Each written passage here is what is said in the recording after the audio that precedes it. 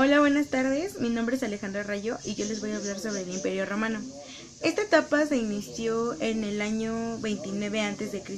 con el gobierno de Augusto y concluyó en el año 476 con el gobierno de Rómulo. Se llama Imperio Romano a la etapa de la historia romana en la que Roma fue gobernada por emperadores.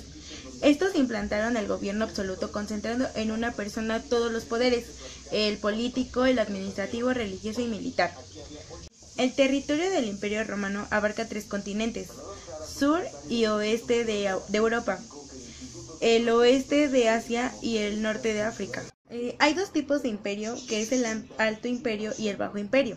El Alto Imperio se le conoce como la primera mitad del periodo histórico que cubre el Imperio Romano y que comprende su auge en plena expansión de modo de producción esclavista y de todas las expresiones de la civilización clásica bajo el sistema de gobierno denominado Principado, tal como lo estableció Octavio Augusto a finales del siglo I a.C. El Bajo Imperio es el periodo histórico que extiende desde el acceso al poder de Diocleciano en el año 284 hasta el fin del Imperio Romano de Occidente en el año 476.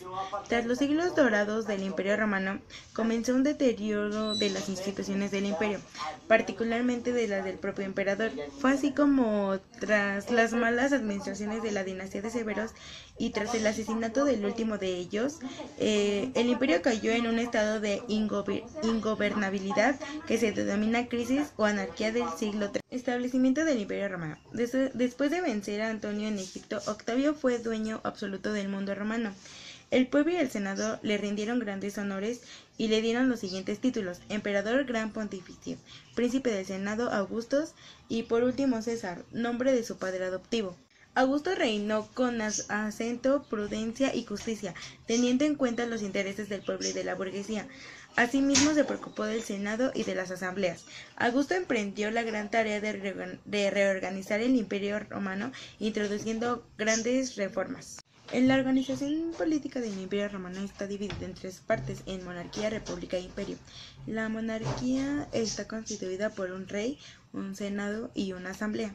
La república está constituida por 2 cónsules, un senado, una asamblea, y la asamblea se divide en curia, centuria y tribal.